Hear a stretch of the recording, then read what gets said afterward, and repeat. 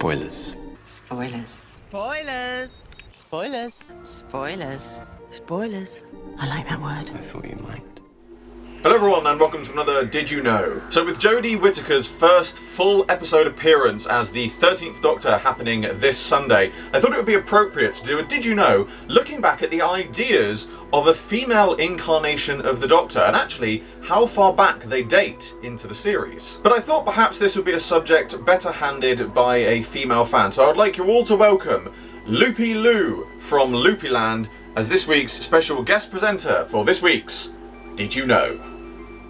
Hi, I'm Louise, also known as Loopy Lou in Doctor Who circles, and Loopyfrog on all my official channels. With the first female incarnation of the Doctor, or at least the first canon female incarnation coming to our screens later this year, this decision is one that has divided opinion. But did you know that this concept actually dates back all the way to 1986, when one of the original co-creators of Doctor Who actually put forth a suggestion for a female incarnation of the Doctor following the series hiatus at the time. A letter was discovered in the BBC archives sent to Michael Grade, the then controller of BBC, by original co-creator and previous head of drama Sidney Newman. He advised Grade that the ailing show could be saved with the inclusion of Doctor Who's first female incarnation, with actress suggestions such as Frances de la Tour, Joanna Lumley and Dawn French, of whom the latter two would go on to star in Doctor Who sketches. Knock, knock. Who's there? Doctor. Doctor Who. My best friend by my side, my trusty old TARDIS, and of course, my sonic screwdriver. Oh, look, it's got 3 settings. Newman was no stranger to recognising female talent, having also appointed Verity Lambert to the position of producer of the show, one of the first women in BBC to hold such a role. And he also went on record as stating that had he decided to stay on during the Third Doctor's era, he would have not only possibly introduced the series' first female incarnation, but also changed the programme back to how he originally envisaged it. Newman also had some other interesting ideas for Doctor Who's return in the 80s following its hiatus, such as reintroducing Patrick Troughton, which did later somewhat come true in the story of the two Doctors. I've come a long way for you. Naturally. Don't expect any thanks. But also that should the idea of a female Doctor be taken up, that her companions would be trumpet-playing schoolgirl in John Lennon-type glasses and her graffiti-spraying yobbo elder brother. And had his advice been taken on board, he also suggested returning as the show's executive producer to ensure his ideas were properly executed. Now, a lot of this does sound very strange, and at times hard to believe.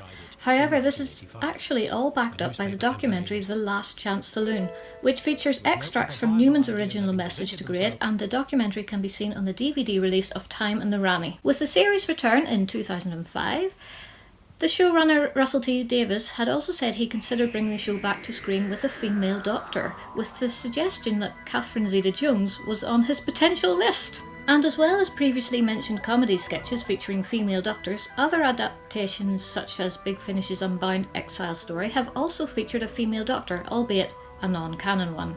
Proud of myself for removing a £1 coin from a supermarket trolley lock. Hardly saving a planet, is it?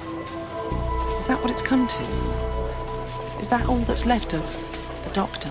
Regardless, however, the inclusion of these revelations in the Last Chance Saloon documentary can finally put to rest the idea that the concept of the female Doctor only arrived during Stephen Moffat's era of the show. So that is Louise, aka Loopyfrog, signing out. I am so excited for the 13th Doctor, and I cannot wait to see her in action. So I'd like to give a very big thank you to Louise, Loopy Lou from Loopyland for doing the guest presentation of this video. But that brings to a close another Did You Know? As always, hope you all enjoyed this video. Like, favorite, subscribe, share it, helps me a lot. Be sure to click the description below for a link to my Patreon. I'm doing my very first figure animation and you can get involved. There's exclusive content and rewards for those who do so and funding my Patreon anyway gets your name at the end of my videos. But more importantly, please go and subscribe and check out Louise's channel.